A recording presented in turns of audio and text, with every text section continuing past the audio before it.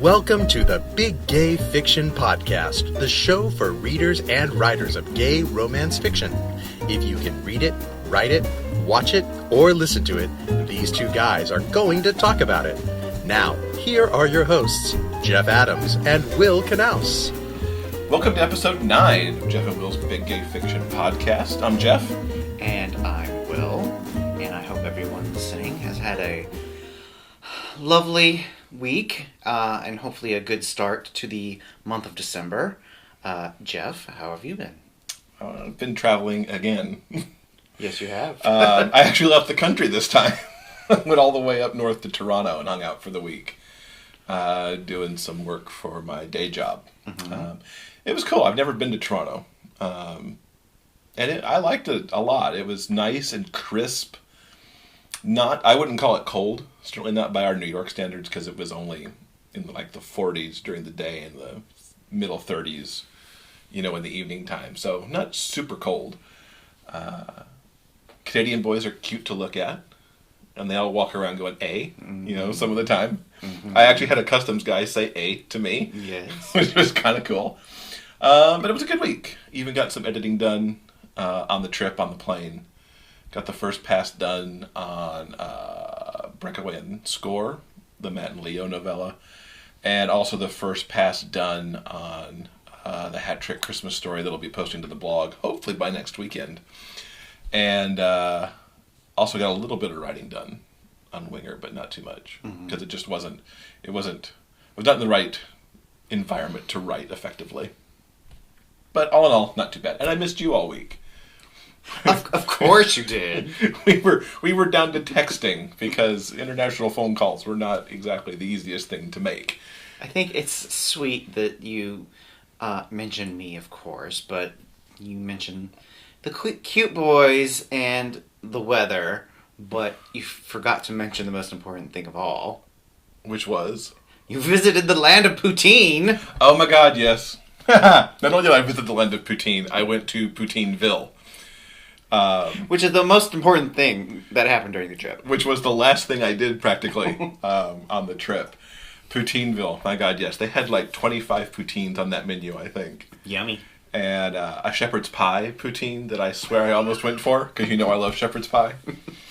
But I went with the signature, house dish to try some really classic, straightforward poutine for my first visit to Poutineville. And I assure you that if I ever go back to Toronto or Montreal, because that is a chain that was born in Montreal, I will certainly visit again. And if we're talking about Canadian food, I also managed to get into Tim Hortons a couple times for my morning coffee. I shunned Starbucks on that trip. Good. For the most part. Good. And went with Tim Hortons because I needed the Canadian maple donut, which is a lovely custard-filled donut that is glazed with a nice maple coating. And I also had a filled sugar cookie. Never seen filled sugar cookies before, or filled cookies in general. And also got 2 packs of hockey cards, because they were having a promotion where you could get some hockey trading cards. So that was Canada in a nutshell. 2.5 days in Canada. I ate, I sat in a dark room watching market research studies, and missed my husband. Aww. Aww.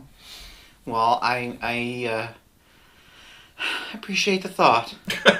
Amid all the poutine and cute Canadian boys. My week was pretty quiet. I didn't have this guy to hang out with. I wanted to mention in this week's RT book reviews, I wanted to give a shout out to all the inaugural authors of Dreamspinner Press's Dreamspun Desires line. There is a full-page article in this month's RT Book Reviews, which is on stands now, and it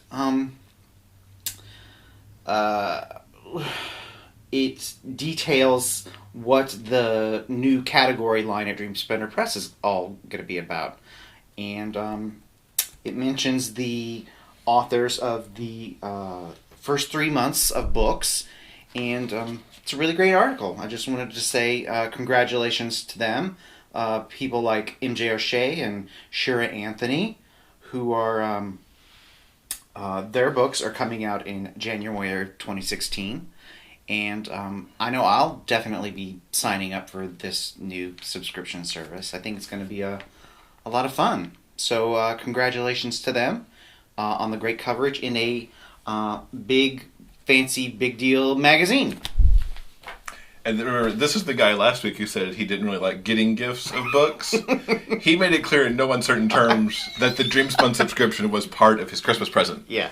Coming up. So I don't know if I'm gifting that to him or if he's gifting that to himself. But yeah, Dreamspun Desires are on his holiday wish list. And Yes. he'll certainly be signed up in time to get those first books in January. A couple mentions that we should give. Friend of the podcast, Adam Yang, his Red Envelope holiday story released this week, which is very exciting. It's actually the next thing up on my to-read list. And I believe it's on yours also. Mm-hmm. Yeah. Yes, it is. You can go back to episode 3 of the podcast to catch an interview we did with Adam where he talks about the origins of that book as well as some of his other writing activities. So check that out in episode 3. That'll be linked up in the show notes if you need that. I mentioned last week that Holiday Hotel Hookup, which is my holiday story, which is part of the Dreamspinner Advent Calendar, came out this week also. And it's been kind of cool to see it show up on some of the Dreamspinner top 10 lists, which is pretty cool. And it also cracked, at least momentarily, the top 25 on Amazon's short reads for LGBT. And it's I think it's in the top 250 or something in top short reads for romance overall. So that's pretty cool. And that'll be in the show notes as well if you want to pick up my short little, read it under an hour, cute holiday story. Speaking of, yes? Well, I was just going to say it's a really good short story. I have read it, and I highly recommend it. Thank you. You're welcome. Leave a review on Amazon. Yeah, I should, definitely. Actually, I probably wouldn't let you since we share the account. It'll look like you're reviewing your own book. Yeah, that might seem gauche. Yeah. So if you read it, please leave a review on Amazon. So question of the week. Last week, as we just mentioned with the Dreamspun Desires, the question was, do you like to give and or receive books as holiday gifts? And we got a few responses. We reached back out to Tammy Middleton, who we interviewed last week. We didn't have our act together to actually ask her the question inside the interview. But she came back to us and said that she loves the idea of being gifted books and vice versa as long as she has a list, which makes total sense. Indeed. Jillian, one of our first fans to contact us, she answered the question and she said that giving or receiving books as any kind of gift is a loaded subject for me. I'm currently trying to clear up my apartment and keep discovering books that were gifts from friends that I am too afraid to read in case I don't like them, but cannot part with them because they were gifts. It makes no sense. Oh, yeah, I agree with you there. I'm trying to get over this ridiculous present phobia, and I'm taking 2 of the books that have been on my shelf the longest home with me this Christmas, hoping that the long flight back will give me the kick I need to get reading. Yeah, and that's a good point about having a lot of books. When we moved last summer of 2014, we had nearly 40 boxes of books. Yeah. It was a lot, and we didn't really want to part with any of them, so we moved them. Yeah. Moving books sucks. Yeah. I mean, loving books is great, but God, moving books just sucks. Yeah. It's the heartache of the book lover. Any book lover knows what we're talking about. That's right. Ugh. Anyway, and via Facebook, Lori came in with, "Oh my goodness, yes! Books never wear out. You always get something new out of each one, out of one each time you read it, and you can share it without it wearing out," which I think is true. It's all very true. Yeah. So thanks to everybody who answered this week's question. We love to hear folks' answer to this week's question, which is, what was the first gay fiction or gay romance book that you read, and what was its impact on you? You want to tackle that one first? Yeah, I'll go ahead and answer that one. I'm the one who came up with that particular question. Now, I don't have the world's best memory, so to my clearest recollection, I believe the first gay book I ever read was Patricia Nell Warren's The Front Runner. And I believe I read it around the time I came out in 91 or 92. I was trying to remember how I came across this book and why it was the first book. I believe around that time, some literary group in New York released a list of the 100 best gay novels or 100 most important gay novels, some ridiculous list like that. And everyone in the gay media was making a big deal about this, list. It was in the Advocate and every other place. Remember gay media? Indeed. Anyway, so this list was everywhere, and I'd heard of some of the books before. Some of them I had not, and I believe The Front Runner was rightly towards the top of the list. And I think I just went to the local used bookstore and picked up the copy that I still have today. And I read it sometime around 91 or 92. Like I mentioned before, when I was in my 20s, I wasn't doing a whole lot of reading. But this was one of the few books that I was reading around that time. Also around that time, the first miniseries of Tales from the City was airing on PBS. And I was watching that avidly, and I also picked up Armistead Maupin's first Tales of the City book, and I read that also around that time. Just as a side note, this battered old paperback copy that I have in front of me of the Front Runner right now, I actually got it signed by the author, which is pretty kick-ass. I think Patricia is an amazing woman, and I had the pleasure of actually meeting her briefly. She did a reading in Montreal in 2006. Jeff and I were there for the first World Out Games. Jeff was playing hockey, and I was along for the ride. And Patricia was there supporting her, at the time, brand new book about gays in history. And she's always been a supporter of gays in sports. So she was there. She did a reading from that sports book, and she also did a signing, and I brought my paperback copy, and she signed it. And, yeah, I love this book a lot. Mm-hmm. And it's also, if not my first, certainly among the very first that I read. Mm-hmm. Because Will gave me his very battered copy of it to read shortly after we started going out in 1995. I really enjoyed it. It's billed as a romance. It certainly doesn't follow traditional romance patterns because of the ending, which we won't spoil for people who have not read it.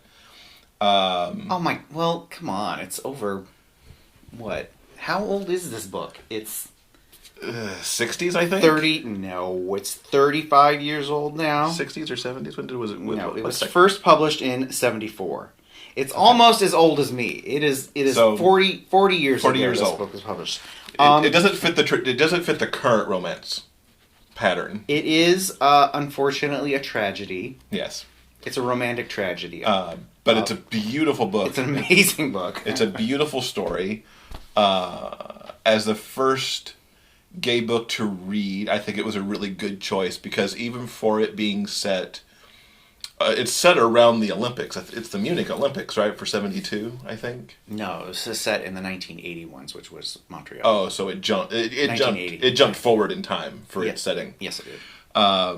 Even though it's set at a time that was still particularly difficult for gays overall, its story is amazingly positive, despite its tragedy. And there's 2 more books in this trilogy too that really. Mm-hmm. Take the story that started there and rounds it out into a really beautiful piece. So I highly recommend that. Tales of the City was also somewhere in my early reading as well. Because I remember when that came out, I was already living in California because we actually covered it in Satellite TV Week, which I was working for at the time. And so I became aware of that, watched the miniseries out here because I was living here, and picked up the book somewhere around the same time as the show was on to read that. So that's our first books. And now you get to tell us.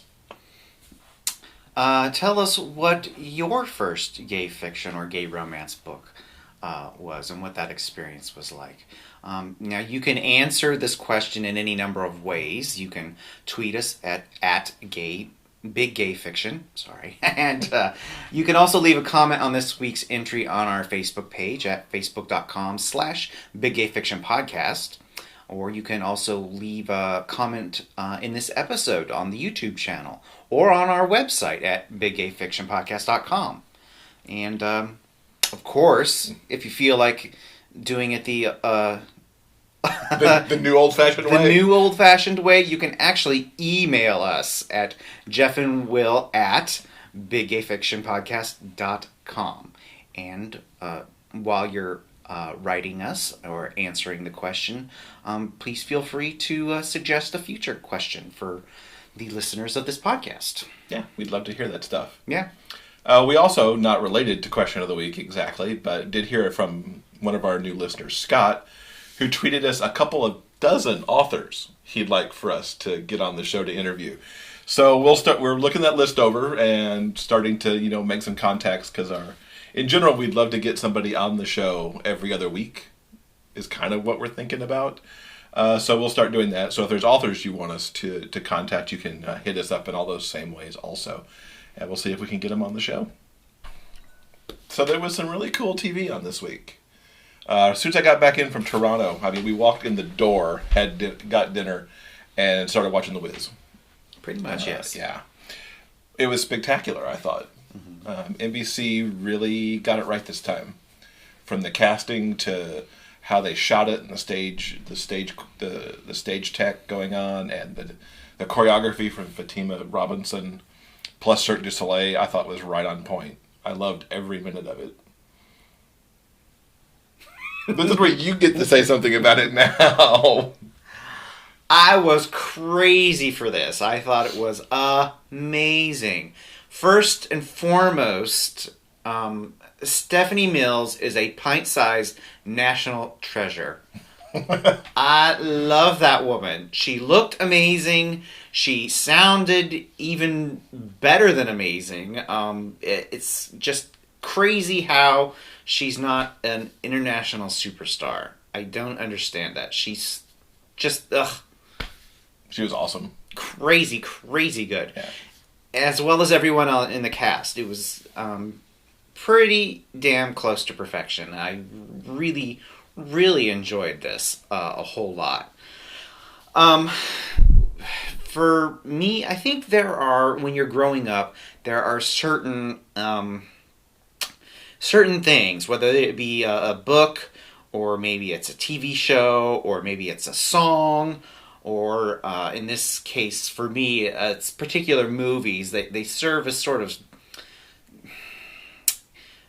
signposts or guideposts in your childhood.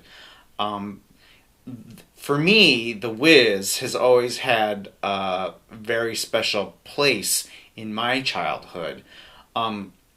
Inexplicably, I don't know, well, I do know why, which I'll talk about in half a second.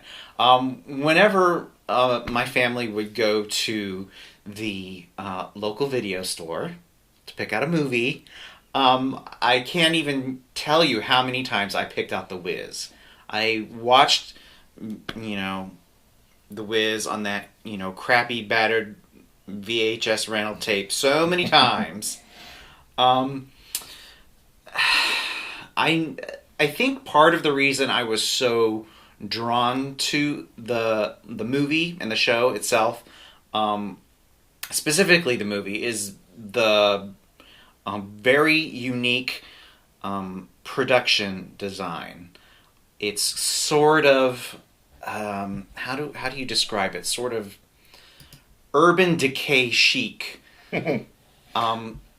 Before we sat down and watched the Wiz live, I took a look at the movie once again, and on the old DVD there was a behind the scenes making a featurette from the 70s called Whiz On Down the Road, and I'm not making that up, that's what it was actually called. And in this special, it goes into the making of it and everything like that. And the movie is pretty much its own separate entity from the show. I think when you look at them side by side, they're the same but vastly different. The movie is really the distinct vision of Sidney Lumet and Quincy Jones. Sidney Lumet is the one who came up with the idea of setting the movie essentially in contemporary New York. And as we know, in the 1970s, New York was not in a good place. So in the movie, Oz is this broken down, beat up, grimy, kind of awesome... it's metropolis. I was so fascinated with that as a kid, growing up here, which was essentially rural suburbia. I mean, I grew up in sort of a subdivision, but all around us are fields filled with cows and horses. So I was and roosters. I was incredibly fascinated by these places, the creepy section where Dorothy and her friends get chased around in the subway tunnel, which is unique to the movie. It's such a bizarre scene, but it's actually genuinely freaky. It's kind of like, what the hell is going on? The Emerald City being the plaza of the World Trade Center, which is just beautiful and epic in its scope. So I think the movie, though, while certainly is not perfect by any means, is its own really interesting and really unique take on the material. So I love the movie from '78 because of all of the talent that's involved. If you have a chance just to listen to the movie soundtrack, produced by Quincy Jones, it's a really amazing listening experience. I had the double LP record, and I listened to that countless times. So, I mean, even just the music, and what Quincy Jones did with, Diana and Michael and everything else, it's really an amazing listen. So, I love the material from that point, but also getting to see this new take on the old material. It was just really great. It's such a good show. And it's really kind of unfortunate that there really hasn't... The Wiz has just sort of fallen by the wayside. I mean, other than its Tony Award-winning run in the mid-'70s, there has been no major revival. Although now there will be. Thank God. Because the word is that this production that NBC did is actually going to transfer to Broadway, I think, for the next season. It won't get up this spring, but I think it's headed there for what will be the 2015-16 season. And if they move this lock, stock, and barrel, I think they'll really have something. Mm-hmm. I would imagine that some of the stars won't transfer with it, but I would hope that the young woman who played Dorothy would. Yeah. Because she was quite outstanding. Like Will, I mean, I don't have much exposure to The Wiz other than the film. We did see back in 2009 a City Center Encore concert presentation that was done where Ashante played Dorothy. Mm-hmm. And it had LaShawne's who isn't really known outside of Broadway in there as Auntie Em and Glinda. And it was great to see her. Orlando Jones, who has some TV exposure here and there and movie exposure, was in there as The Wiz and making his musical debut, and that was pretty good. And I noticed as I was looking this up that the James Monroe Iglehart, who plays the genie in Aladdin now, 5 years previously in this show was playing the lion. So it's amazing going from the cowardly lion to certainly no coward of a genie in the span of 5 years. This show was really good, and it played more to the original book than what we just saw that was a little modernized by Harvey Fierstein. Mm-hmm. But it was a good show, and I think they were hoping that might have made a transfer, but it did not. So it'll be interesting to see what comes of this moving. And you spoke of the music in Quincy Jones. We also discovered right before The Wiz played that an album called Diana Ross Sings The Wiz was released on iTunes for the first time since it was recorded in like 78, 79. Apparently this album was done right after Diana had filmed The Wiz, but before it had come out.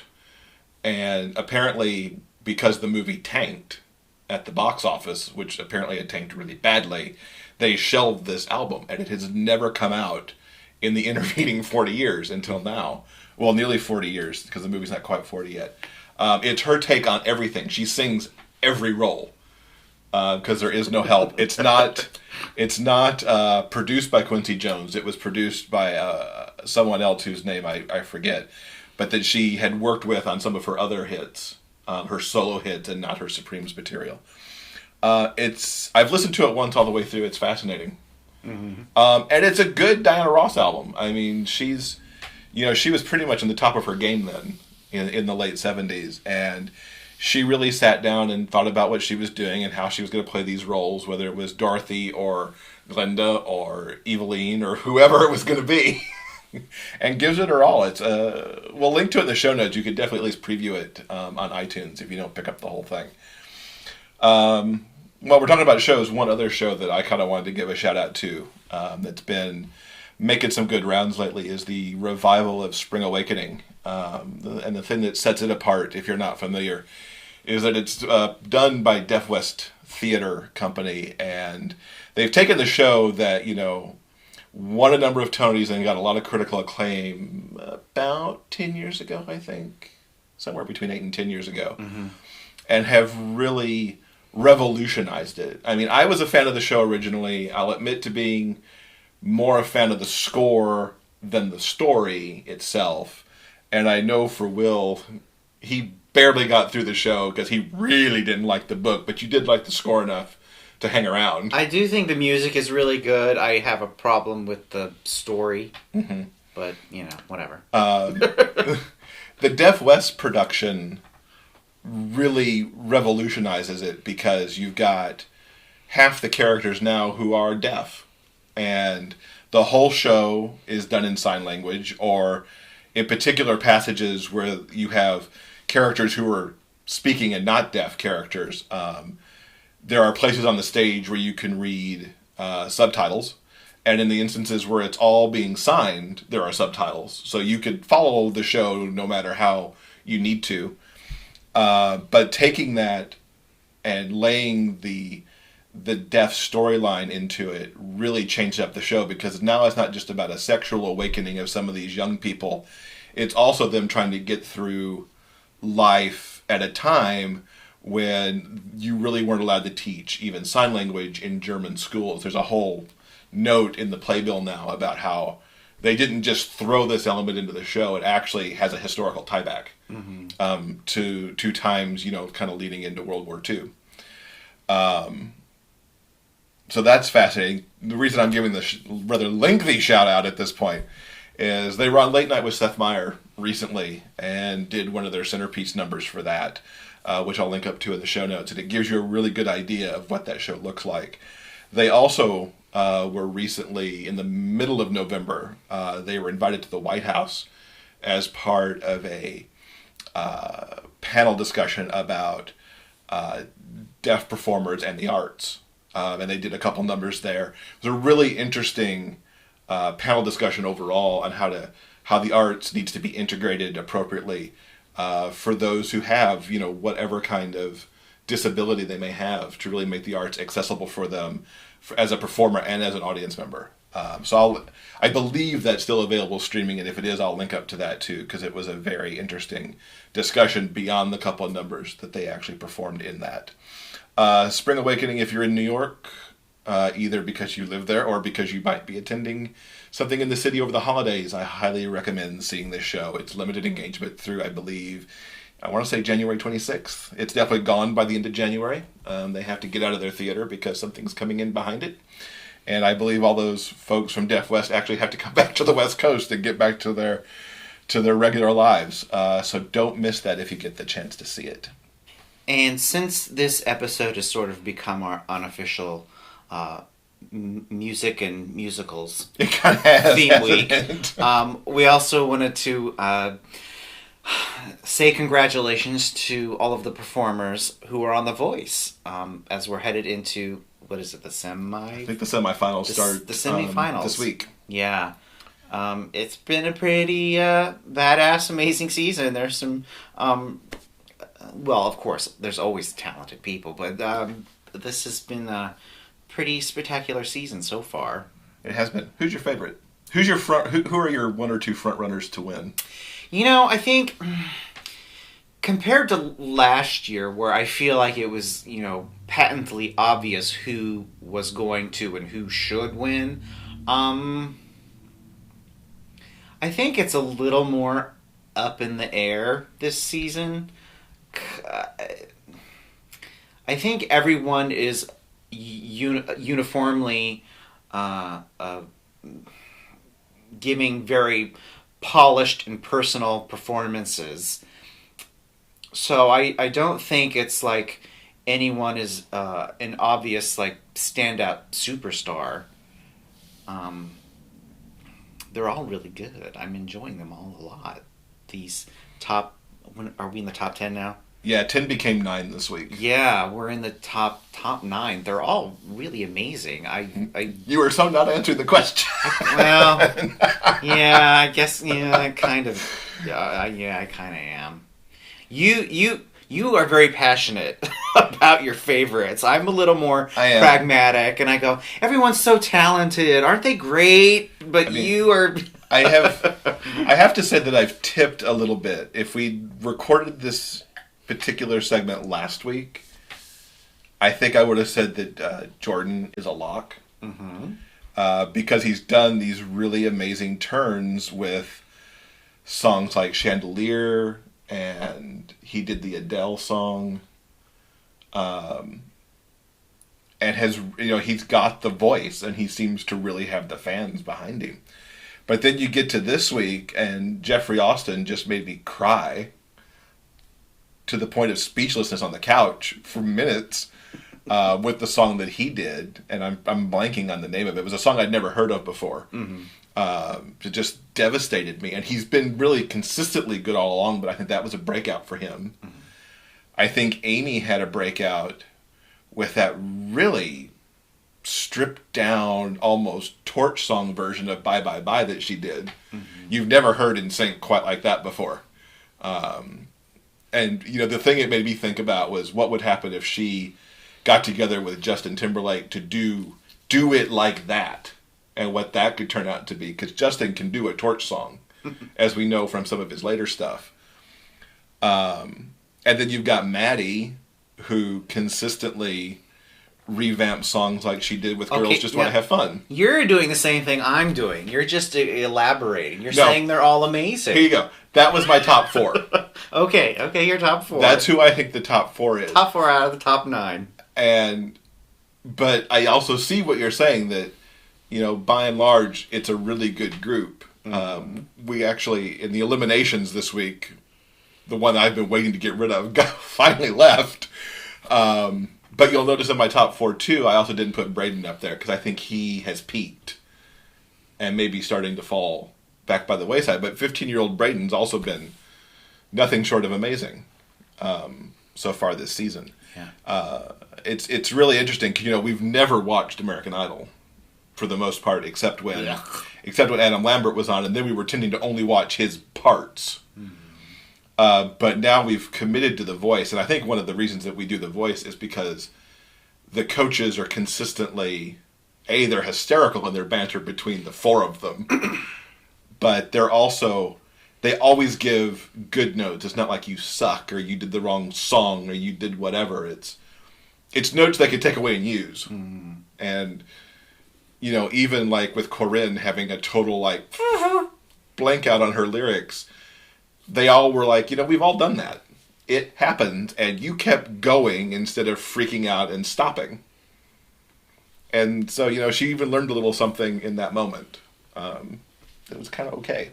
So yeah, we'll be watching. I think they said there's 2 more episodes left. I don't know how you whittle 9 people down to a winner in 2 weeks. I'm not really clear on, but we'll see how that goes. Yeah. So anyway, that's this week's show, because I think we've run over talking about a ton of rather unrelated but related things. Yeah. We do want to tell you that next week we've got Brandon Witt on the show. He will be with us. He will be pretty much the entire show next week, because we've had a really good interview with him that runs about 25 minutes. So we'll get to learn a lot about Brandon. He's got a new book, a new short story out as part of the Dreamspinner Advent calendar that we'll talk about along with some of his other stuff and what he's up to for 2016. So you won't want to miss that. Yeah, something nice to look forward to. Yeah. Now, remember that you can subscribe to this podcast on iTunes, Stitchers, Player FM. Have I ever heard of them? Are we on them? We are on Player FM. Okay, we're on Player FM and YouTube, of course. We'd also love any reviews on those platforms, wherever you hear us or watch us. Please consider, leaving us a starred review or a few kind words. We're still new and could use the positive vibes. Yeah. Reviews help. Reviews help our visibility. Yeah. Just like, leaving a book review is important because it helps that book's visibility on the stores. Leaving a review for the podcast helps it out on its platforms as well. Yeah. You can leave comments to us on any of those places that Will just mentioned, as well as our website at biggayfictionpodcast.com, where you can also sign up for the monthly newsletter. We'd love to get emails from you, too, and you can send those to Jeff and Will at biggayfictionpodcast.com as well. That'll do it. All right, so that's it for this week. We'll be back with Brandon Witt next week. And in the meantime, have a great week. Bye now. Thank you for listening to Jeff and Will's Big Gay Fiction Podcast. For detailed show notes, go to biggayfictionpodcast.com.